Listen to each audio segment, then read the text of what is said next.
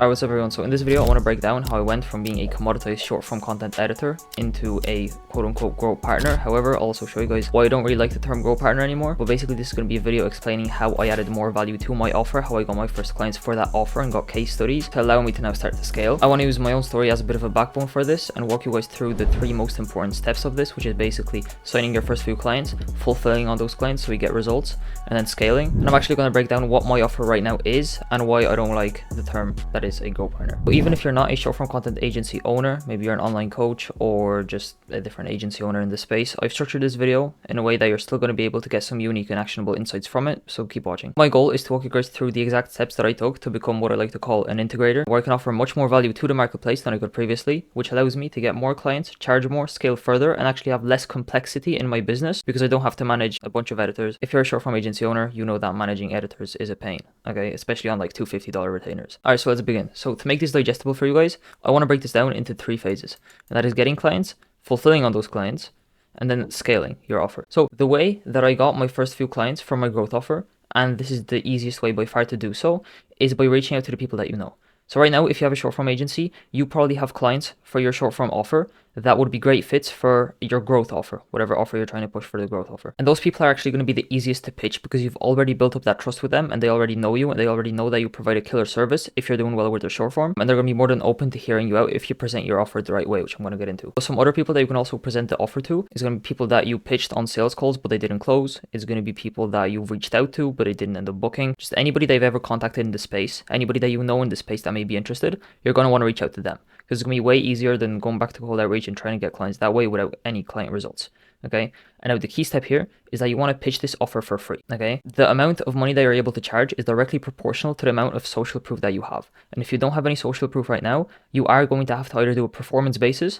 or just do this for absolutely free to minimize all the friction, okay? Nobody is going to take you up on your offer, especially if you're charging high ticket straight off the bat, if you don't have any client results, okay? Because there's just way too many people doing the same thing nowadays. And, you know, if you don't have any client results, like there's going to be absolutely no trust from the prospect. So right now, the most valuable asset that we are going after isn't the money from the client. It's the case study that we can get from actually helping them scale. So what you can do is you can either charge a small setup fee, something like $250 to $500, just to get some commitment from them. Because what I've noticed is that, like for me, a lot of people just did not take action because there was absolutely no commitment there. So if you can, I recommend taking some sort of small setup fee. On top of that, you can add a percentage of whatever you make that person, or you can just do a percentage for that person, right? You just want to make it unreasonable for them to say no for the value that you're offering. And our goal is to get as many people on this offer as possible so that you can gather as many client results and get as much experience as you possibly can. You know, reaching out to people that you know and getting them to sign up for this is going to be the easiest. However, if you can't find anybody, then you're just going to want to move to outbound and start reaching out for this offer. Okay, so you're going to want to dial in a new sales process. Let's assume this says new sales process for this offer, because selling short form editing is very different than selling something like a growth offer. So you're definitely going to have to play around with which angles work, which angles don't work while you're outbound, but you know, that's what you're going to have to do if you can't find anybody from the people that you know. And then the second step, once you have these clients, how do you actually fulfill and how do you get results and how do you get these case studies in order for you actually to scale later on, okay? So if all you've been doing so far is short form content editing, then chances are you don't have the skills to deliver a growth offer, which is the struggle that most people face. People just transition to a grow partner offer and they have absolutely no clue how to deliver it. They don't deliver. People lose trust in agencies because of it. And, you know, it's not a fun time. So if you had some previous experience running ads, doing sales, hiring anybody, like even hiring editors can help you with placing appointment setters if you had a dialed in hiring process for your editors. But basically, if you don't have any skills, there are a few things we can do, but it would be best if you already had some of these skills. It's going to be way easier for you to sell this offer, way easier for you to fulfill that offer, and that is ultimately going to be the best case scenario. The way you sell a growth offer is you are selling your skills, okay? You're selling your skills and you're selling the implementation. If you don't have any skills, then what is that implementation really worth, right? But if you don't have any experience in any of these things, then there are a few things that we can do, okay? And now a quote, which is going to be completely butchered, but I got this from Serge Guattari, is that the way to learn how to fulfill is by finding someone who knows how to fulfill and then learning directly from them, okay?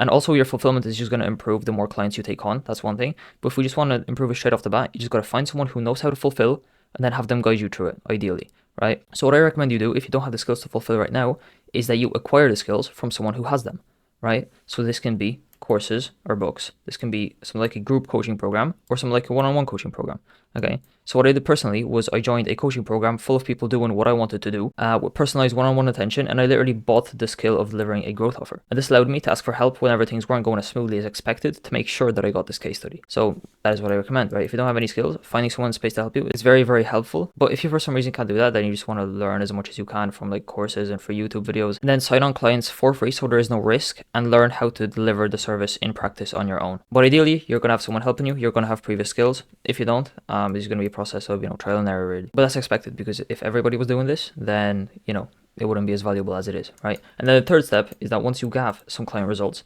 is you're going to want to scale. Okay, so if you're doing service delivery for the clients that you acquired in phase 1 and you're getting them results, you will want to launch some form of client acquisition for this new offer, and you're actually going to want to start charging for it. Okay, so when you're starting out, like outbound is probably your only choice. Okay, because you're not going to run ads if you have no client results, and inbound is going to be pretty dang slow, especially if you don't have client results.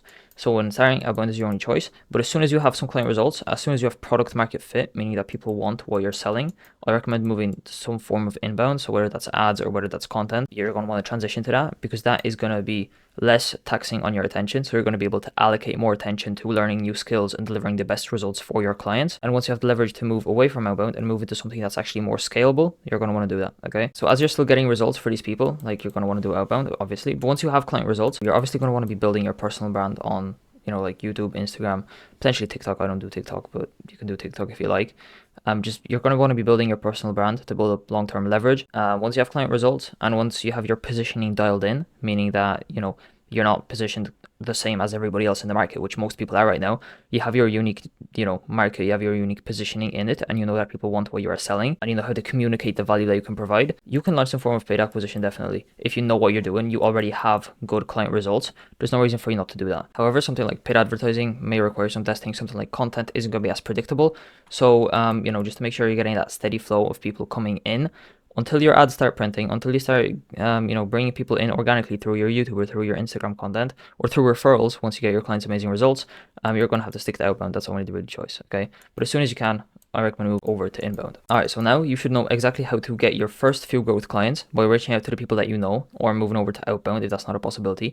You're going to know how to fulfill on that offer, okay? And then you're going to know how to scale it to the moon, all right? And just in terms of like the ads funnels, if you want to scale it to the moon, some that we're doing right now for our clients and for ourselves that are doing really well is the follower funnel.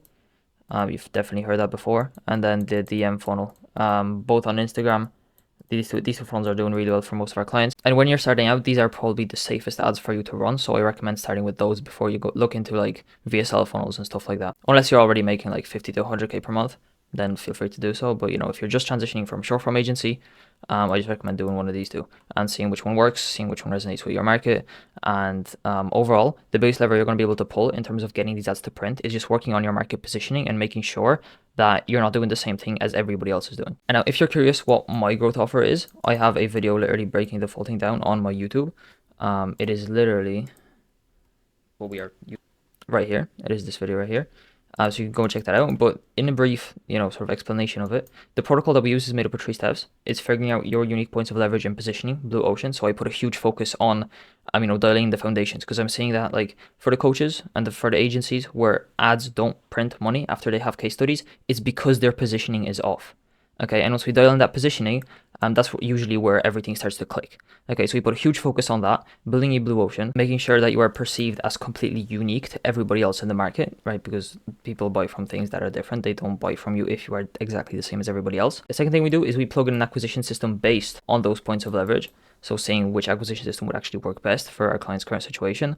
We're not just selling a tactic. We're more focused on the principles of what actually makes the tactics work in the first place. And then third thing we do is add structured leverage data. I personally build out my clients like full CRM. We all go in, automate their business, we track their data, we optimize the campaigns, and we start, collecting data, adding scale to the whole operation to hopefully hit close to 100K per month. That's the goal. And here is a post from my Instagram that you can read if you want to sort of take a look at this. This is also very short. I recommend watching this video if you want more details about this.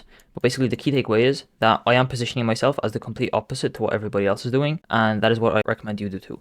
Because if you're going into the growth partner space, and this is getting into the part where I said why I do not like people calling themselves growth partners and positioning themselves as growth partners, is that, you know, if you come in with a growth partner offer that has been done thousands of times before and you just copy everything, not just the offer, not just the niche, but also the positioning and the messaging and the words you say to the people already in the space who are doing really well you won't scale. People just won't sign on to your offer, because what's the point if you're just a copy of everybody else and there's no unique value proposition from you? And because something that I'm seeing right now is that being a growth partner is actually starting to become a commodity.